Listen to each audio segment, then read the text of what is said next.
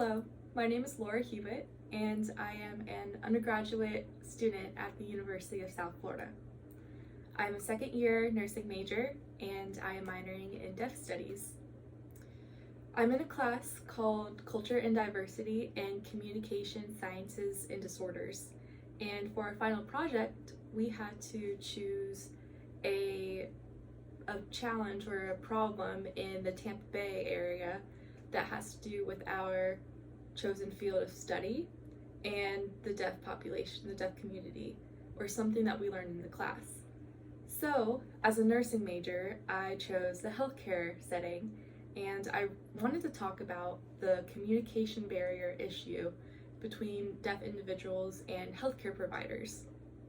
Now, I chose this topic because I experienced this when I was working in a healthcare facility when I was in high school. So what I experienced was a deaf patient came in for surgery, and at the end of the surgery, the doctor was trying to give post-operation instructions. Now, the patient did not have an interpreter, and the patient did bring a friend to drive the patient home, but the friend was also deaf or hard of hearing. So what they did was the doctor was a little taken aback, and he grabbed one of his nurses, and the nurse wrote down the post-operative instructions on a sheet of paper. Now, I had been working there for a few months prior to that interaction, and so I got used to what the post-operative instructions were. So when I saw that the nurse only wrote a few bullet points down on a piece of paper, I was shocked. I wanted to help so bad, but I didn't know any ASL and I didn't know what to do. So that experience sparked my interest in learning more about the deaf community. In addition to my experience, I also interviewed two other hearing people that work in a healthcare setting about their experiences with deaf patients or hard of hearing patients.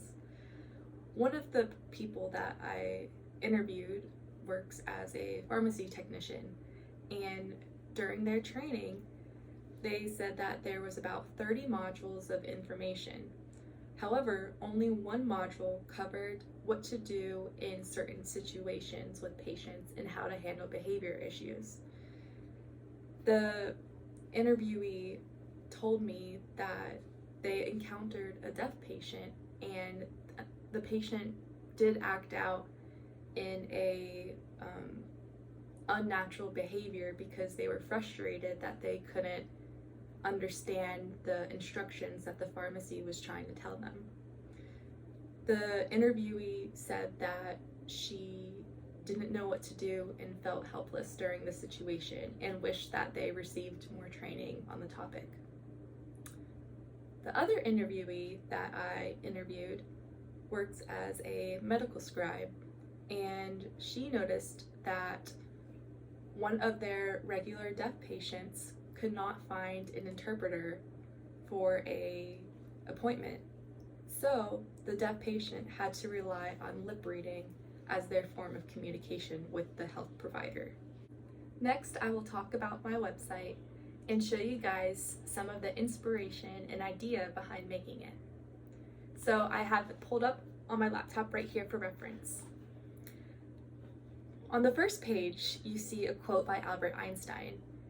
It says, "The world is a dangerous place to live, not because of the people who are evil, but because of the people who won't do anything about it."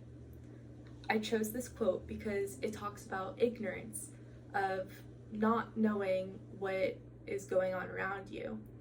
And I feel like that is one of the biggest issues in our world of why problems aren't getting fixed. So if you are watching this video, then you are taking the first step into learning more about the health inequities and the healthcare barriers that the deaf community face. So if you go onto the resources tabs, you will see that I have prepared some peer-reviewed sources, which means that they come from journals, some non-peer-reviewed sources, and some videos. So The peer-reviewed sources are a combination of different articles and pieces of literature that talk about the problems behind the healthcare industry and the communication barriers between the deaf community and possible solutions and interventions. They talk about, some solutions that they talk about are healthcare provider training, new technology, and more ASL interpreters, because there is a dire need of more ASL interpreters. But there are also more information that you can find in the peer-reviewed articles. Some of the non-peer-reviewed sources that I included were websites of the Tampa General Health and the Moffitt Cancer Center and their policies on ASL and other language barriers that they face in their settings. So I noticed that the Moffitt Cancer Center has very good resources for language barriers, and they offer over 180 different languages, including ASL. And so I think that they do a better job than Tampa General Health, but that is just my opinion, and you can read more about it in the non-peer-reviewed resources.